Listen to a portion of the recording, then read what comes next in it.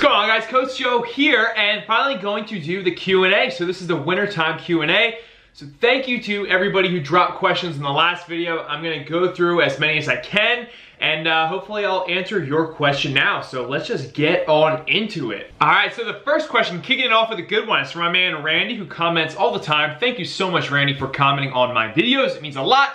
And he asked if I do isolation movements. A lot of times you guys see me in my training doing tons of big compound movements. So isolation is just exercise that focuses just on a specific body part. So it could be like a bicep curl type of deal or something like that. And to answer your question, yes, I do. And what I do like focusing on when it comes to isolation is my triceps and my shoulders especially. So I will do a lot of tricep pushdowns, I'll do skull crushers, I'll do kickbacks sometimes.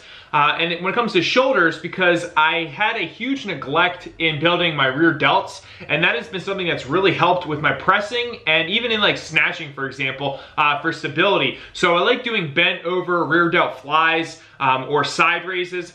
I definitely like chest flies though, so if you see me doing those, oops. All right, so my man, Always Hungry, asked about snatch grip deadlifts. Are they good to use? Why do people use them? And to be honest with you, I haven't done them in a long time. I was only really doing them when I was doing Olympic lifting, and it pretty much just helps.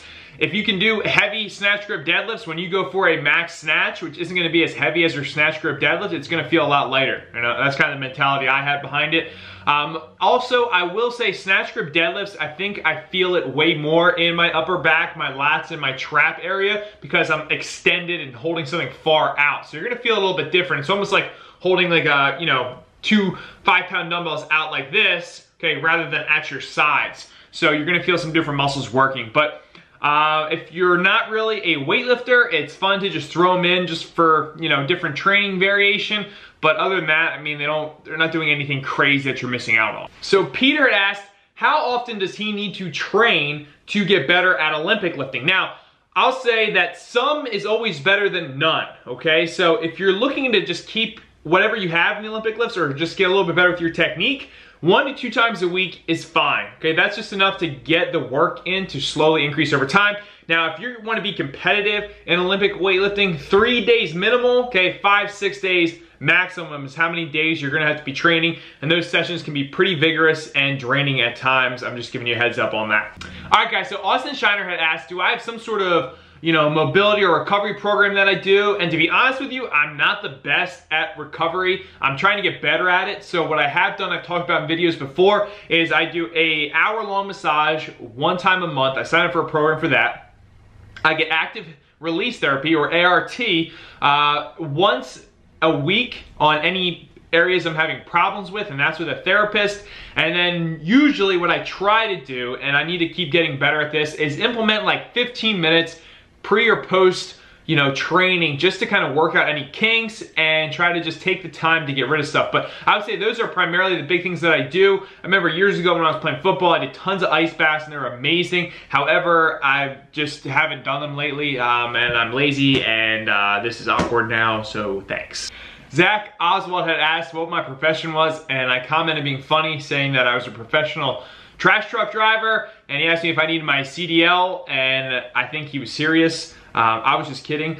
I own a gym, okay? So I own my own strength training gym. I'm a personal trainer, a coach, entrepreneur, video gamer. I do it all, man. I just kind of have fun and try to make a living, making some money. And then he went on to ask, how do I schedule my training with work? And as weird as it sounds, it's actually tough. A lot of people you talk to in the fitness profession will tell you that once you do it as a full-time job, it actually becomes kind of hard to train yourself. But what I've been doing lately that's worked is I have a client who comes in the morning. He's becoming like religiously every day, and we've gotten pretty cool and close with each other.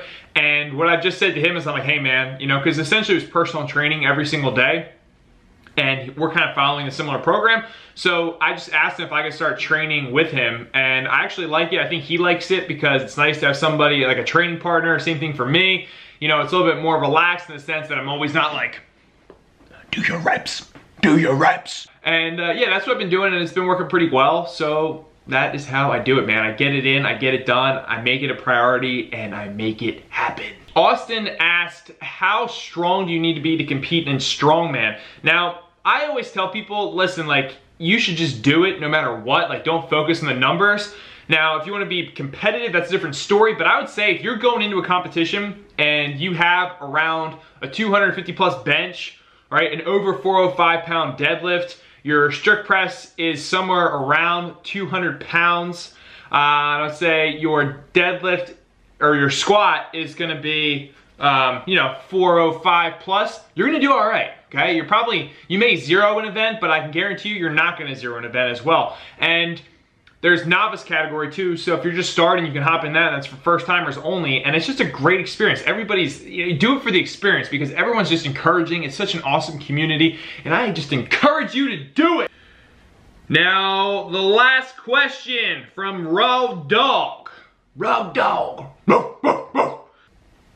Why do we slap our feet in the split jerk? And the reason I emphasize the aggressive feet, that's always what I tell people. I'm like, get aggressive. Aggressive feet, hit your feet hard. Is because you want speed, okay? So you want to make sure that you're doing it fast. And if you're kind of like jumping and taking your time, it's not going to be fast and aggressive. So moving faster. The other thing too is when you slam them down hard, it is easy to find the balance and placement or weight distribution in your feet. Now, if you don't do that, right, you can catch it on your toe or you can be too much in your heel. So when you slap them hard, speed and weight distribution would be my keys to you. So that is all I had for the Q&A today, guys. Thank you so much for dropping all your questions. We got training footage coming up. It was an awful week, spoiler alert. So you're gonna see some fails. I was kind of scratching my head for a while, but that's what I do. I go through these weird cycles, man, where I could come in on a day where I haven't slept in 2 hours, I'm eating like crap, I've played Destiny 2 all night long, and I come and I pull a 605 deadlift. And then I have days where I'm like, I am macroing to a T, and I've rested, everything's going great, and then I'm just sucking, and that's kind of what happened. But the key is consistency. The key is always training, following the program, right, and then making adjustments. So you're gonna kind of see that happening to me and what I've done. You're gonna laugh a little bit too. A week ago, I ran a 5K, so if you follow me on Instagram, you'll hear about how that went, but if you didn't, for a big guy like me, okay, I'm like 230 pounds, 6'2", right? I have the numbers that I hit, which are decent for me, but I ran a 5K in 30 minutes, so that was pretty cool. I haven't trained for it at all, so I'm just trying to keep that athleticism, and maybe I'll do like a 5K once a month. I got this cool medal right back there. It's a Santa Claus medal. I don't know if I'll get that zoom. There we go, boom. That thing is fancy, guys, fancy. Other than that, that is pretty much it. Talking to Juji Mufu about going to North Carolina, hanging out in his garage gym. Brian Alzer and I are doing a strongman competition together at my gym called LionsDenEliteTraining, April 14th. There may be Silent Mike and Omar Esoff stopping here when they do their East Coast trip. Chris Bernard from Strength Camp and I have been communicating. These are the things that are going around this time of the year, guys. Gains, gains, gains, gains, gains. Everyone's like, what's your Christmas list? A Husafell stone. I want a freaking Husafell stone, a cart deadlift frame. Put that under my tree, Santa. All right, I'm out of here, guys. Starting to get a little out there, you know what I'm saying? A little crazy. All right, shameless plug. Okay, shameless plug time. I'm doing programs. People are PRing. They're custom. You should do it. Second shameless plug. Too expensive for you, right? Don't have the money, right?